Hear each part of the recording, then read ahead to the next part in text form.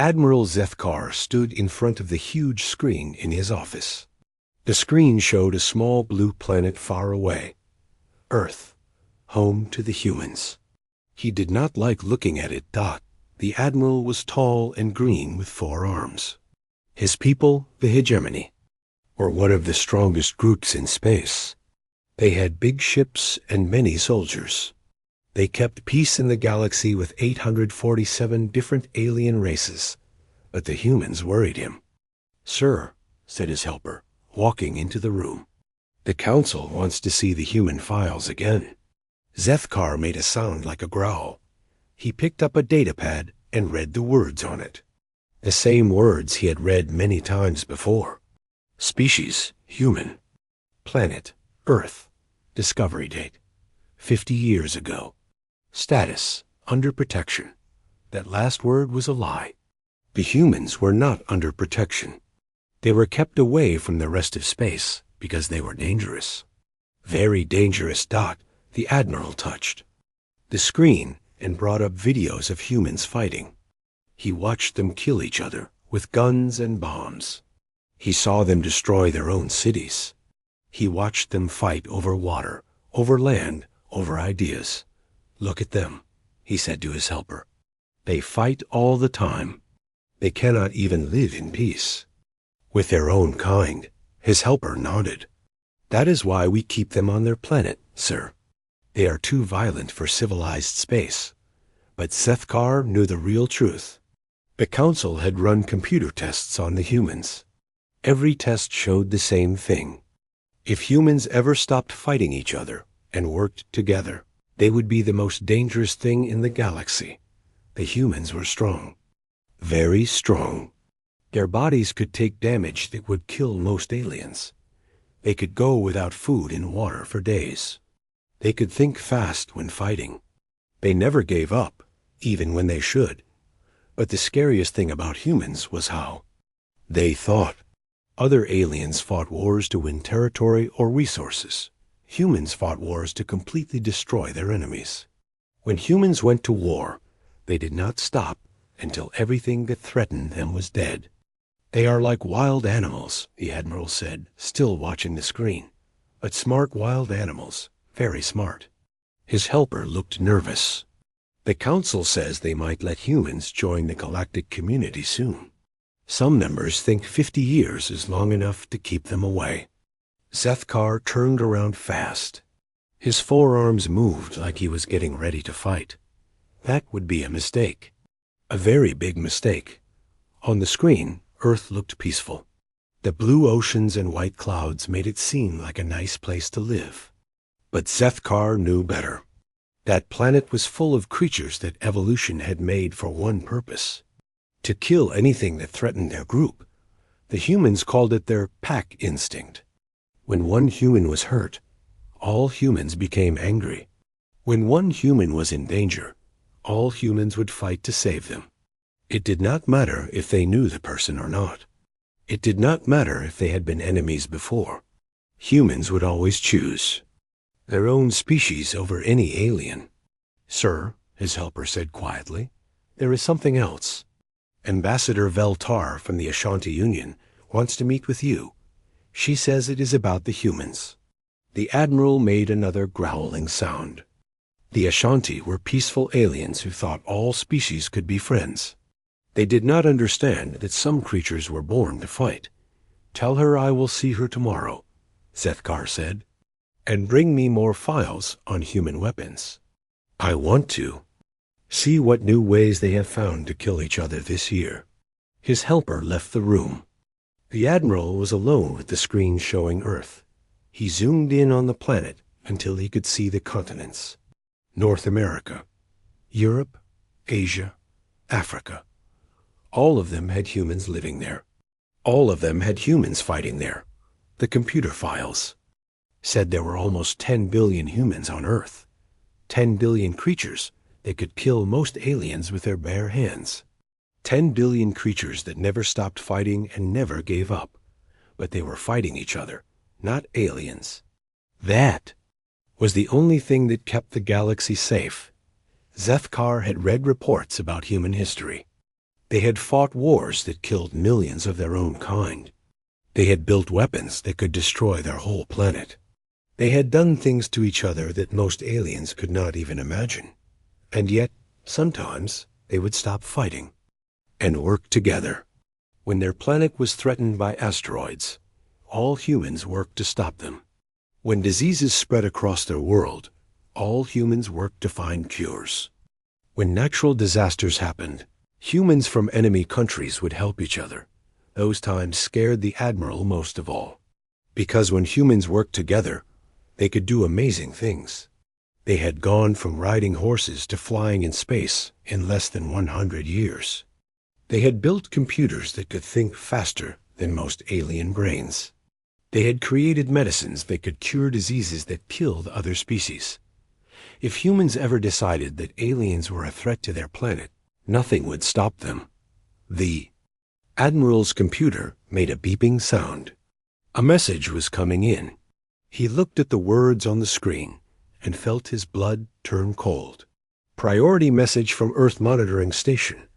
Unusual activity detected in human communications. Zethkar opened the message. Inside was a recording of human radio signals. But something was wrong. The signals were different than usual. Instead of the normal chaos of human voices, there was organization, coordination. The Admiral played the recording. A human voice spoke in their strange language. They took her. Sarah is gone. Repeat, Dr. Sarah Chun has been taken. The name made Zethkar's hearts stop beating for a moment. Sarah Chun was the human ambassador.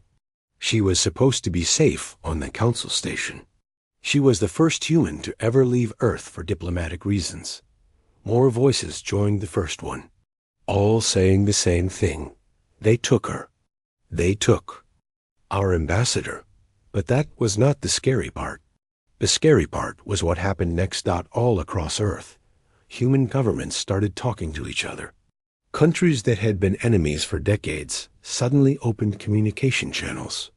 Military bases that had been pointing weapons at each other turned their weapons toward space. Admiral watched the data streams coming from Earth. Human weapons factories were changing their production. Instead of making different types of weapons for different countries, they were all making the same things. Space-capable weapons. No, Zethkar whispered. This cannot be happening. But it was happening. For the first time in human history, they were not fighting each other. They were working together, and they had a target. Whoever had taken their ambassador. The Admiral's hands shook as he reached for his communication device. He needed to contact the Council immediately. They needed to find Dr. Chun and return her to Earth. Right now, before 10 billion humans decided to come looking for her themselves. On the screen, Earth still looked peaceful and blue.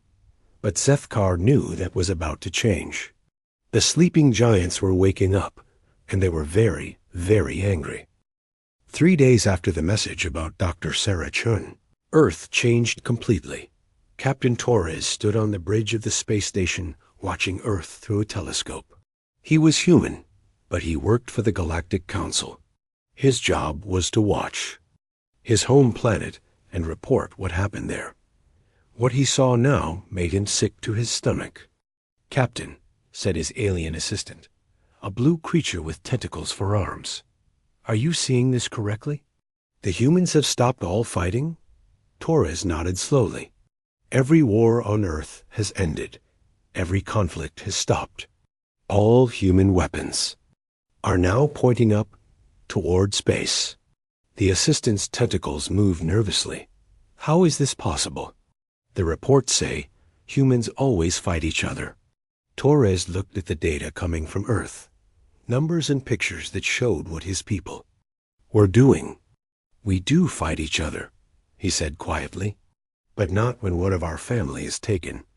On Earth, amazing things were happening. Countries that had hated each other for hundreds of years were sharing technology. The United States was getting rocket designs to Russia. China was sharing computer technology with Europe. India was working with Pakistan to build new types of engines. But it was not just governments working together. It was everyone. Car factories stopped making cars and started making spaceship parts. Toy companies began producing small weapons.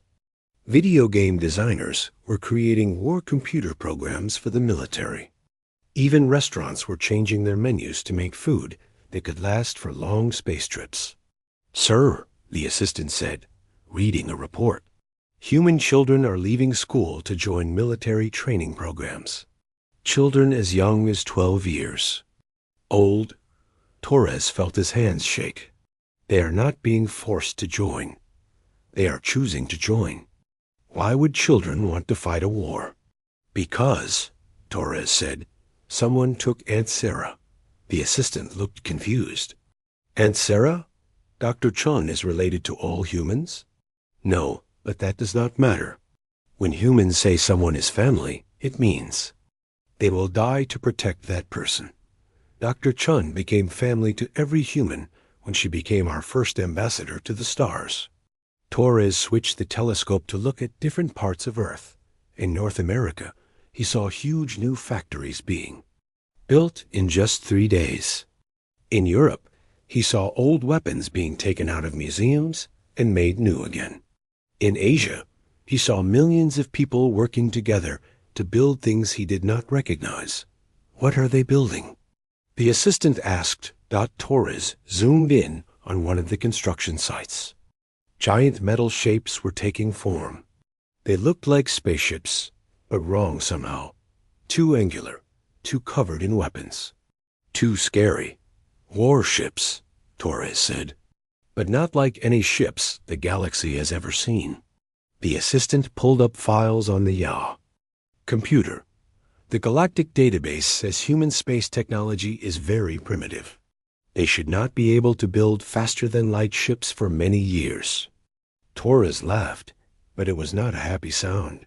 "The galactic database is wrong. Humans can build anything if they are angry enough. And right now, we are very angry." He switched the view to show the whole planet. Lights were appearing all over. Earth's surface. Not city lights, but the lights of construction. Millions of humans working day and night to build something. "How long do you think it will take them to build a fleet?" the assistant asked. Torres did calculations in his head. According to galactic standards, it should take humans at least 10 years to build even one faster-than-light ship. But these were not normal times. "Maybe 30 days, he said. The assistant's tentacles went limp with shock. "That is impossible."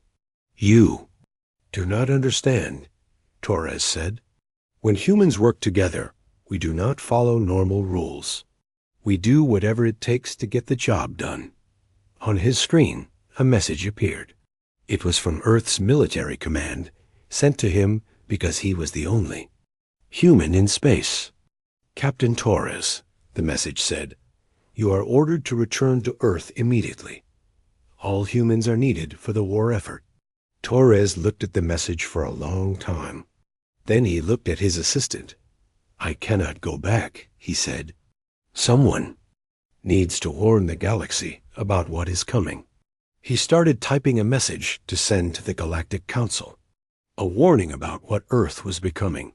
While he typed, he remembered something from human history. During World War II, the United States built 300,000 airplanes in 4 years. They built them while also fighting enemies on 2 sides of the planet, but that was when humans were fighting each other. Now, all humans were working together for the first time in their history. Torres finished typing his message and sent it. "To every government in the galaxy. To all alien species," the message said. "Return Dr. Sarah Chun to Earth immediately. You have awakened something that should have stayed sleeping. Earth is now building a war fleet. When it is ready, they will come for her. And they will not stop until they get her back, or until everyone who took her is dead." After sending the message, Torres sat back in his chair. His assistant was reading reports from Earth, and its tentacles were shaking. "Captain," it said, The humans have just launched their first test ships. Small ones, but they are already faster than most galactic vessels. Torres was not surprised. Humans are very good at learning from their mistakes. Every test teaches them something new. But sir, if they can build ships this fast, why did they never explore space before? Torres thought about that question. It was a good one. Because we never had a reason to leave Earth before, he said. We had everything we needed on our planet. We fought each other because fighting is what humans do when we are bored. But now we have a real enemy. Now we have a purpose. On the screen, Earth looked different than it had a week ago. The lights were brighter. The activity was constant. Even from space, Torres could see that something powerful was waking up on his home planet. What will happen when the human fleet is ready? The assistant asked. Torres looked at the data showing how fast Earth was building ships. How quickly humans were learning to make weapons that could work in space. How organized his people had become. The galaxy will learn why humans are the way we are, he said. We did not evolve to explore space or build peaceful civilizations. We evolved to protect our family from anything that threatens us. His assistant was quiet for a moment. Then it asked, what should I tell my people? How can they prepare for this? Torres turned to look at the small alien. Its blue skin had turned pale with fear. Tell your people to pray that whoever took Dr. Chun gives her back soon, Torres said. Because if they do not, they will learn what 10 billion humans look like when they are angry. The assistant left the bridge to send messages to its home planet. Torres stayed to watch Earth. Every few hours, he could see new lights appearing, new construction, new preparations for war. He thought about Dr. Chun. She was a good person who wanted peace between humans and aliens. She had worked hard to show the galaxy that humans could be civilized. But now, because of her, the galaxy was about to see what humans really were. Predators, hunters, killers. They had just found their prey. Torres looked at his computer and saw a new message from Earth. It was from his brother, who was a general in the army. Come home, little brother, the message said. We are going to need every human for what comes next. Torres thought about it for a long time.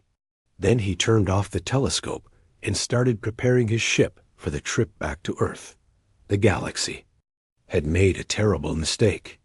They had taken one human dot. Now they were going to meet all the rest. Admiral Zethkar stood in his command center, watching the battle reports come in. Each report made him more afraid.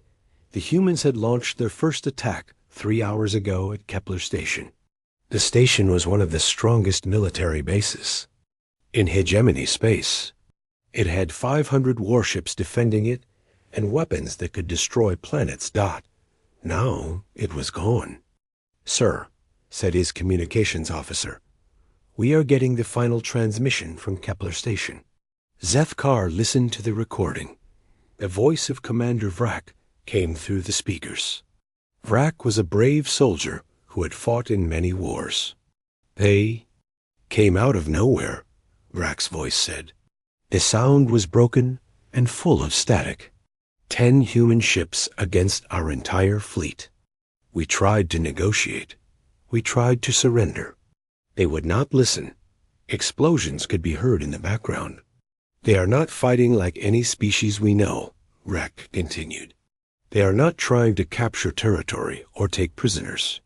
They are trying to kill everything. Every ship, every station, every person. More explosions. Louder this time. They have weapons that should not exist. Their ships move faster than our sensors can track. When we hit them, they keep fighting even when they should be destroyed. The transmission ended with the sound of Vrak screaming. Zethkar turned off the recording. Around him, his officers looked. Scared. These were veteran soldiers who had seen many battles, but nothing had prepared them for this. How many human ships attacked Kepler? Zethkar asked. 10, sir. against our 500. And the result? Complete human victory. All our ships destroyed. The station is gone. No survivors.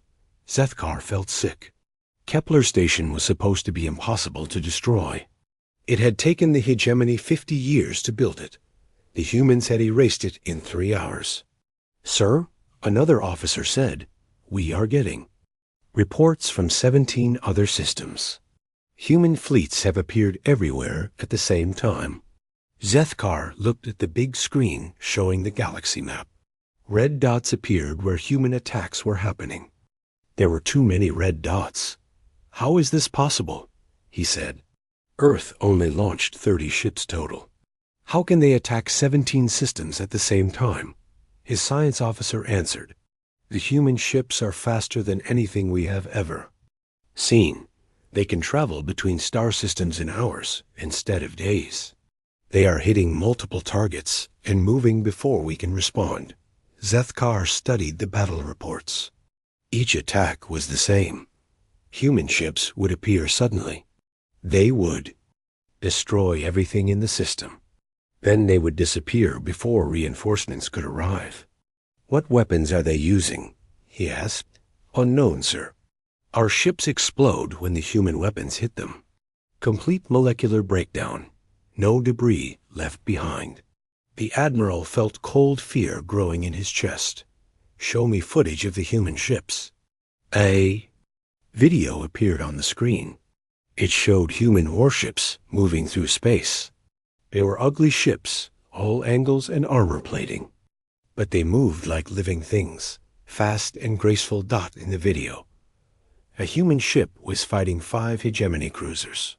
The alien ships fired their best weapons at the human vessel. The weapons hit, but the human ship kept fighting. Then the human ship fired back.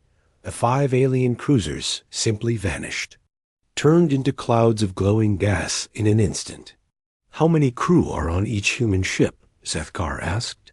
Our estimates say about 50 humans per ship. Zethkar did the math in his head. 50 humans had just killed 2,500 aliens in a few seconds. And they had done it while being shot at by weapons that should have destroyed them. Sir, his communications officer said, we are receiving a transmission from the Galactic Council. They want to know if we need help. Zethkar almost laughed. The Council had 847 member species. Surely they could stop 30 human ships. Tell the Council we accept all help they can give us, he said. Within hours, ships from dozens of alien species were moving toward the battle zones. The Ashanti sent their fastest cruisers. The Vorthan contributed their newest weapons. The Zephyri brought their most experienced pilots. It did not matter. Every alien fleet that met the humans was destroyed completely. Ships that had never lost a battle exploded like toys. Crews that had fought in 100 wars died in seconds. The humans did not even slow down. Sir, his science officer said, I think I understand what is happening. Explain. The humans are not trying to win quickly. Look at the pattern of their attacks. Zethkar studied the map again. The human attacks seemed random at first, but now he could see a pattern. They are learning, he said quietly. Yes, sir. Each battle teaches them something new about our technology, our tactics, our weaknesses. They are using the galaxy as a training ground. The Admiral felt his blood turn to ice. The humans were not fighting a war of conquest.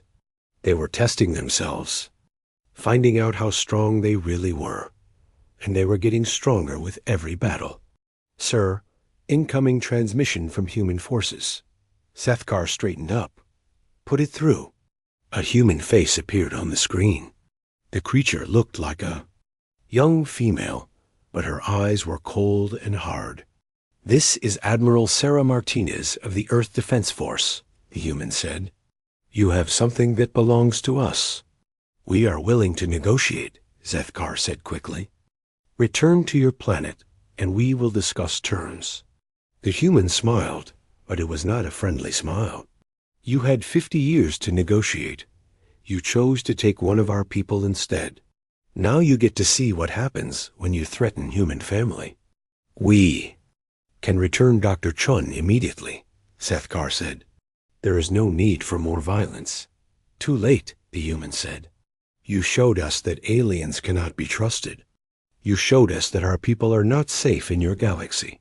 Now we have to fix that problem. The transmission ended. Sethkar stared at the blank screen. Around him, his officers were reading new battle reports. More human victories. More alien fleets destroyed. Sir, his communications officer said, the Ashanti Union is broadcasting on all frequencies. They are trying to surrender to the humans. What is the human response? The humans are not responding to surrender requests. They are destroying Ashanti ships along with everyone else. Sethkar understood now. This was not a war about getting Dr. Chun back. This was a war about teaching the galaxy a lesson. The lesson was simple. Do not touch human family. Sir, another officer said, long-range sensors are detecting something new. The humans are gathering their fleet. Where? Near the Terran system. All human ships are converging on one location. Sethkar looked at the numbers. 30 human ships had destroyed hundreds of alien fleets. Now those 30 ships were meeting with others coming from Earth. How many ships total? He asked. Unknown, sir. But thermal readings suggest at least 300 human vessels in that area. 300 ships, each one capable of destroying entire fleets. Sethkar realized that everything they had seen so far was just the beginning. The humans had been holding back, testing their weapons, learning about their enemies. Now the real war was about to start. Send a message to all hegemony forces, he ordered. Full retreat to the home system. Recall every ship, every soldier, every weapon we have. Sir, are we abandoning our territory? Sethkar looked at the map showing human attacks spreading across the galaxy like a disease. Our territory is already gone, he said. Now we fight for our lives. As his fleet prepared to retreat, Sethkar received one last message from the battlefield. It was from a scout ship that had been watching a human attack. Sir, you need to see this, the scout said. The humans are not just destroying our ships. They are studying the wreckage, learning how our technology works. The video showed human boarding parties moving through the ruins of alien vessels. They were taking apart weapons, computers, engines, learning everything they could about galactic technology. How long before they can build ships using our technology? Sethkar asked. At the rate they learn? Maybe days, sir? Sethkar closed his eyes. The galaxy had made the worst mistake in its history. They had given humanity's most dangerous species a reason to leave their planet Dot, and now there was nowhere left to hide. The storm had broken, and the humans were just getting started. Ambassador Veltar of the Ashanti Union stood before the emergency meeting of the Galactic Council. Around her, representatives from 847 species filled the Great Hall. All of them looked afraid. She had never seen the council like this before. These were the rulers of the galaxy, beings who controlled thousands of worlds and trillions of lives. Now they sat in their chairs like frightened children. The situation is worse than we thought, Veltar said, her gentle voice carrying across the silent hall. Human forces have destroyed 73 star systems in the past week. They show no signs of slowing down. A representative from the Vorthan Empire stood up. He was a large creature covered in scales, usually very confident. Today, he shook with fear. How is this possible? He demanded. One primitive species cannot defeat the entire galaxy. Veltar touched her control pad and showed images on the big screen. Pictures of space battles, or what used to be space battles. Now they were just clouds of glowing gas where alien fleets used to be. The humans are not primitive, she said. We were wrong about them. Very wrong. She showed more pictures. Human ships moving through space like hunters. Fast, deadly, unstoppable. Each human vessel carries enough firepower to destroy a planet, she continued. But that is not what makes them dangerous. What makes them dangerous is how they think. A representative from the Peaceful Harmony Coalition spoke up. Surely we can negotiate with them. All species want peace. Veltar made a sad sound. I have tried to contact them 847 times in the past week. They do not answer. They do not negotiate. They do not accept surrender. She showed a recording of her last attempt to contact the humans. Her own voice could be heard speaking into empty space. Human forces, this is Ambassador Veltar of the Ashanti Union. We surrender unconditionally. We will return Dr. Chun immediately. Please respond. The only answer was the sound of human weapons destroying another alien fleet. They are not fighting to win territory, Veltar explained. They are not fighting for resources. They are fighting to send a message. What message? Asked the Vorthan representative. Do not touch human family. Admiral Zefkar entered the hall. His uniform was torn and dirty. His forearms were bandaged. He looked like he had not slept in days. Report, Admiral, said the council president. Zefkar walked slowly to the center of the hall. The hegemony no longer exists, he said. Our home system fell this morning. 10,000 ships. 50 million soldiers. All gone. Gasps filled the hall. The hegemony had been one of the strongest military forces in the galaxy. How many human ships attacked your home system? Veltar asked. 1, Zefkar said. The hall fell silent. No one moved, no one breathed. 1 ship destroyed your entire home fleet? The council president asked. Not destroyed, Zefkar said. Erased. The human ship did something to our sun. Made it explode. Took the whole system with it. Veltar felt her heart stop beating. They can destroy stars? They can do things that should be impossible, Zefkar said. Their technology is beyond anything we understand. They have learned to use our own science against us, but better than we ever could. A new voice spoke from the back of the hall. Maybe we should give them what they want. Everyone turned to look. It was Dr. Koran, the galaxy's leading expert on human psychology. Dr. Chun is still alive, he said. The humans know this. That is why they have not killed everyone yet. They are waiting. Waiting for what? Veltar asked. For us to be smart. Enough to give her back. The Vorthan representative slammed his fist on his desk. We cannot surrender to one species. If we give in to the humans, every primitive race in the galaxy will think they can threaten us. Dr. Koran walked to the front of the hall. He was an old alien with white fur and kind eyes. But today his eyes looked tired and sad.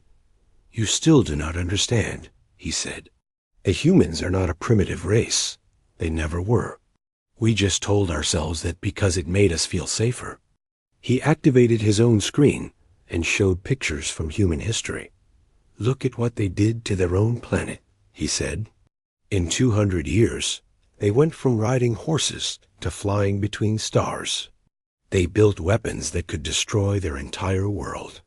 They created machines that could think faster than any alien brain. More pictures appeared. Human cities, human technology, human weapons. And they did all of this while fighting each other, Dr. Koran continued. Imagine what they can do when they work together. But they are just one species, the Vorthan representative insisted. We have 847 species in the council. Dr. Koran smiled, but it was not a happy smile. Numbers do not matter when one human ship can destroy a star system. And the humans have more than one ship now.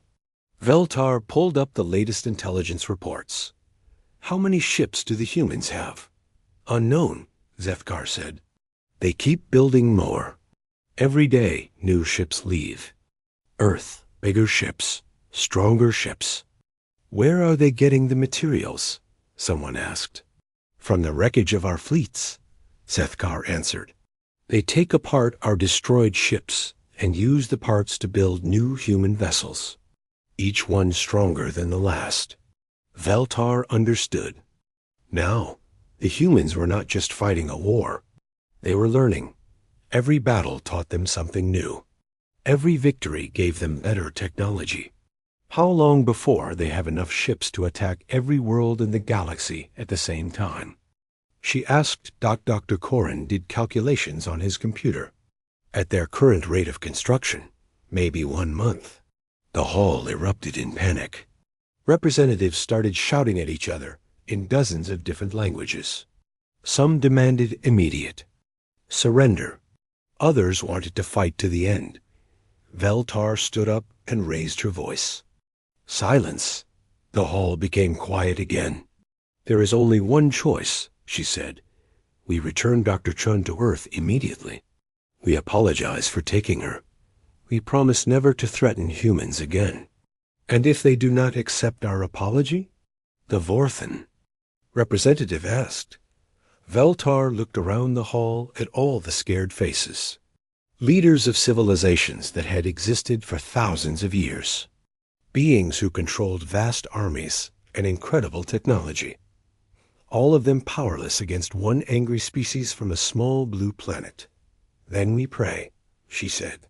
We pray that when the humans are finished with us, they leave enough alive to remember. What happened here? Dr. Coran nodded sadly. The humans have a saying, he said. Do not wake the sleeping giant. What does it mean? Someone asked.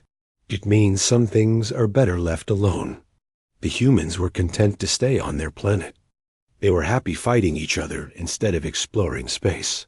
We should have left them that way. But we thought they were primitive, the council president said. No, Dr. Coran replied. We thought they were divided. We thought their constant fighting made them weak. We did not understand that the fighting was practice. Veltar felt cold, fear growing in her chest. Practice for what? For this, Dr. Coran said, pointing at the screen showing human ships destroying everything in their path. For the day when they found a real enemy, an enemy that threatened their family. The hall was quiet for a long moment. Then Veltar spoke. Contact the human fleet, she ordered. Tell them we are returning Dr. Chun immediately. Tell them we surrender completely. And if they do not respond?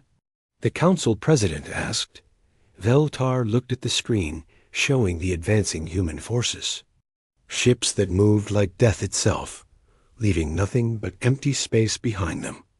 Then we find out what happens when 10 billion humans decide you are their enemy, she said. As the council prepared to surrender, reports kept coming in from across the galaxy. More human victories, more alien fleets destroyed, more star systems going dark. The sleeping giant was awake, and it was very, very angry. Captain Sarah Martinez stood on the bridge of the human warship Retribution. Around her, the ship hummed with deadly energy. Through the main window, she could see the largest fleet ever assembled in galactic history. 10 million ships.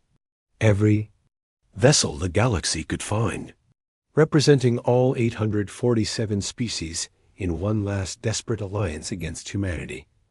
And the humans had sent exactly one ship to meet them. Captain, said her weapons officer, the alien fleet is requesting communication. Sarah nodded. Put them through. The face of Admiral Zethkar appeared on the screen. Behind him, Sarah could see the bridges of ships from hundreds of different species. All of them looked terrified. Human vessel, Zethkar said, you are outnumbered. 10 million to 1. Surrender now, and we promise you will be treated with mercy. Sarah smiled. It was not a kind smile. Admiral, she said, you have something that belongs to us. Dr. Sarah Chun. Return her now, and we might let some of you live. Dr. Chun is safe, Zethkar said quickly. She is unharmed. We will return her immediately if you withdraw your forces. Too late for that, Sarah replied. You had months to do the right thing. Instead, you chose to keep her as a prisoner while you watched us destroy your fleets.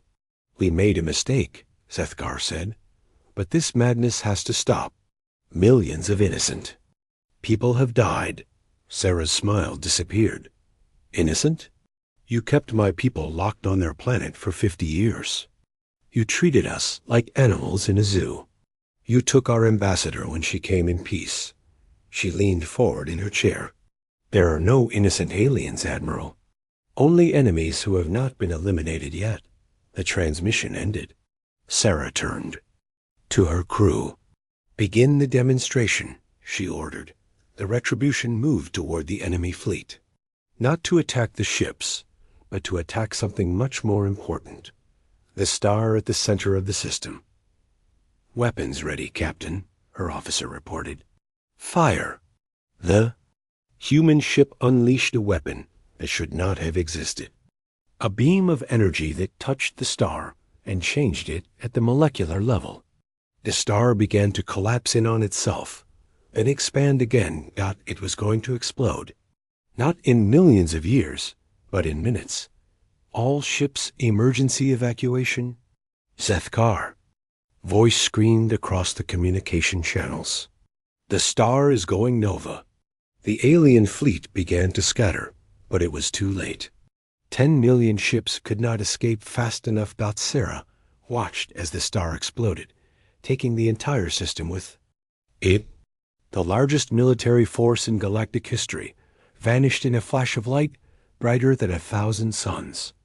But the Retribution was already gone, jumping to faster-than-light speed before the explosion reached them. Course set for the next target. Captain, her navigator said. No, Sarah said. Take us home. The demonstration is complete. As the Retribution traveled back toward Earth, Sarah received a message from the planet. It was Dr. Chun, speaking from what looked like a comfortable room.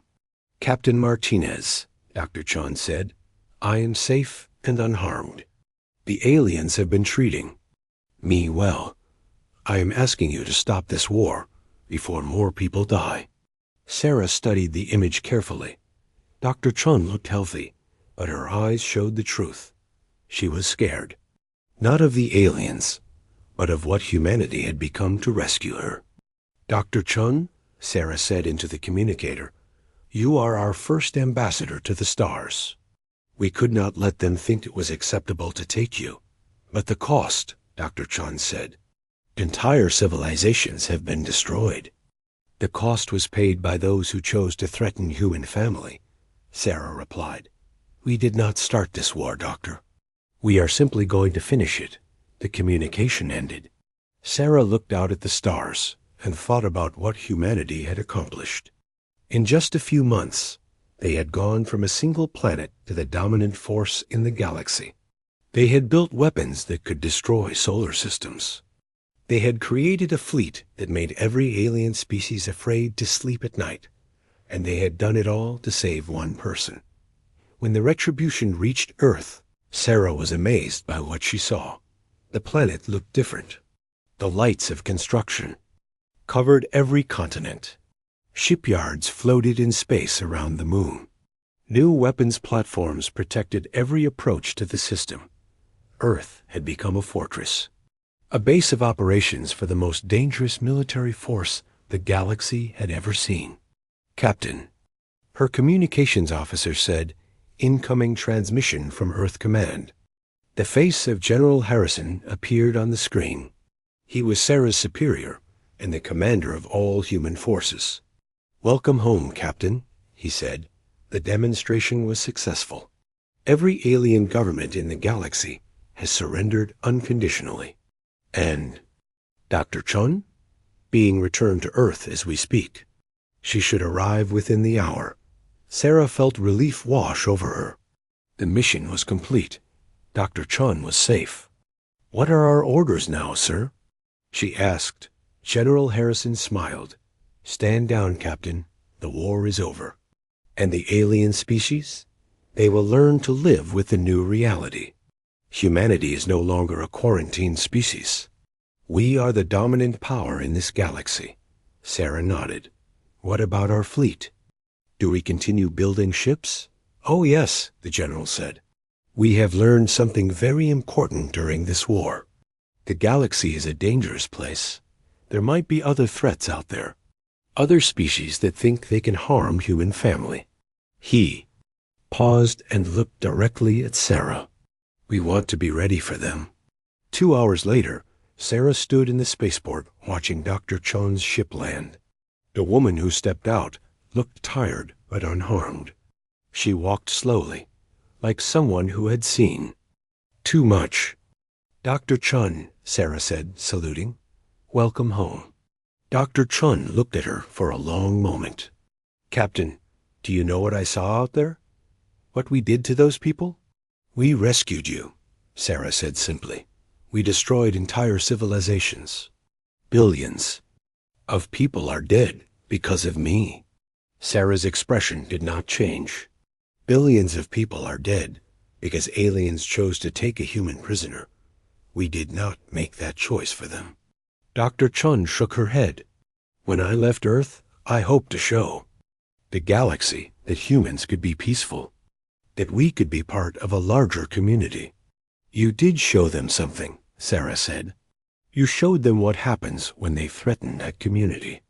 As they walked through the spaceport, Dr. Chun could see the changes that had happened to Earth. Military personnel everywhere. New weapons being tested. Ships being built for purposes she did not want to think about. What have we become? She asked quietly. Sarah stopped walking and turned to face her. We have become what we always were, Doctor. We just stopped pretending to be something else. They reached the exit of the spaceport. Outside, Earth looked normal. People going about. Their daily lives. Children playing in parks. Families having dinner together. But Dr. Chun could see the truth. The weapons platforms in the sky. The military bases on every horizon. The ships leaving Earth every day, heading out into the galaxy. The aliens will never trust us again, she said. Good, Sarah replied. Trust is earned. Fear is given freely. And fear lasts longer. That night, Dr. Chun sat in her apartment watching the news. The reports were all the same. Alien governments surrendering to human demands. Alien fleets being dismantled. Alien planets accepting human oversight. The galaxy had learned its lesson. But Dr. Chun wondered if humanity had learned anything at all. On her television, a reporter was interviewing children about the war. Kids who had volunteered to build weapons and train for combat. Were you scared? The reporter asked a 12-year-old girl. No, the girl said. We were angry. They took Aunt Sarah. Nobody takes our family. Dr. Chun turned off the television and went to bed. Outside her window, she could see the lights of Earth's new orbital defenses. Weapons pointed out at the stars, ready to destroy anything that threatened the planet below. Humanity had won their war. They had rescued their ambassador. They had shown the galaxy that humans were not to be underestimated. But in doing so, they had revealed something that perhaps should have stayed hidden. Humans were not explorers or diplomats or scientists. They were predators. And now the whole galaxy knew it. As Dr. Chun fell asleep. Human ships continued to launch from Earth. Not for war this time, but for something else. Colonization. Expansion. The establishment of human presence on worlds across the galaxy. The sleeping giant was awake now, and it had no intention of going back to sleep. Somewhere in space, alien children were being told bedtime stories about the monsters from Sol, a species so dangerous that their greatest mercy was to ignore you completely. The humans had built their civilization for one purpose. Annihilation. And a single call had unleashed them upon the galaxy.